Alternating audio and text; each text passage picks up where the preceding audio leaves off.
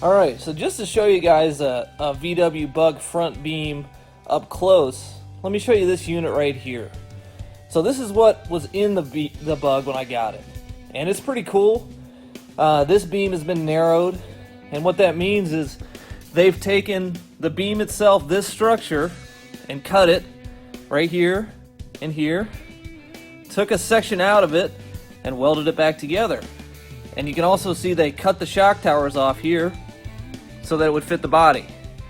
Now what that does is it's going to suck the wheel in on a VW, which allows you to run different offset wheels, gives you a cool drag racer stance, and I liked it. It looked really good on this beam, and this beam is still good, but I don't like the missing shock towers.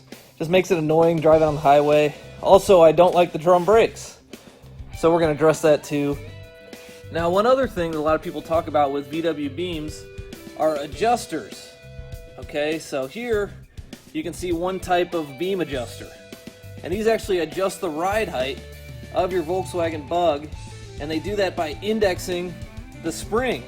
In this case, it's with this set screw and lever setup, and basically you're going to take the spring and you're going to clock it, and then when you set the car on the ground, it's going to change how it loads the suspension because you've clocked the spring a little differently, and you can raise or lower the beam. In most cases lower, but you know, buggy guys will raise them with these too, which is pretty cool. But okay, back to this thing.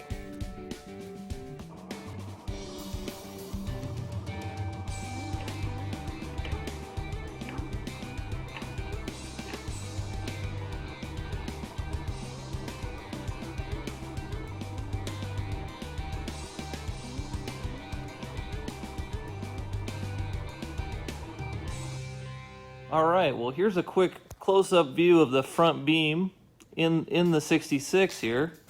As you can see a little closer, we got the CB Performance disc brake kit. Getting that together, that's one of the next things we're going to do. Here you can see the beam. It looks pretty nice. Overall it's pretty decent quality, especially being empty. I'm pretty happy with that. You know, as all aftermarket parts go, you're going to have to work through some issues, so just don't be surprised with that. Here we have the adjusters right in the middle. These are a different style than the others. These are like a ratchet style. So as you can see here, we got teeth welded on the beam, and then we've got this outer shell that's got teeth, a couple jam nuts, and a set screw that actually is attached to the front beam springs in there, and that's front, top, and bottom. This one's still loose. Still haven't got her set up yet, so. But another thing to note here, and it's kind of hard to see with the plastic, but it's got drop spindles on it. And a lot of people say, you know, what are drop spindles? And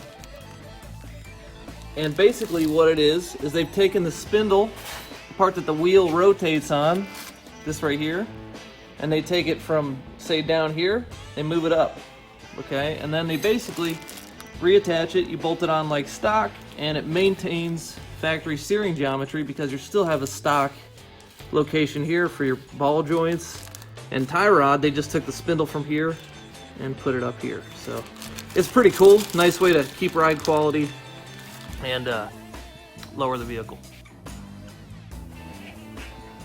Alright, well, next thing I'm going to do real quick is just try to get the Bug sitting roughly where I want it, and then I'll set it up from there. So I'm going to adjust the beam adjusters in the center that I showed you to lower it down just a touch more than it was sitting. Alright, well, we got it lowered down onto the ground, got the weight of the suspension on it, and yo, that's exactly where I want it, okay? Just like that. I may tweak it just a touch, but I mean, just take a look at this. Now I'm going to put a slightly fatter tire on there, but look at that. Fills the gap, still leaves a slightly drivable ride height, which I need.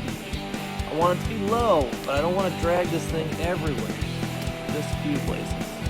Okay, so anyway, I'm super happy with that. Once she rolls out, she'll look a lot better, she'll settle down, but that's a start. Okay, so I'm happy.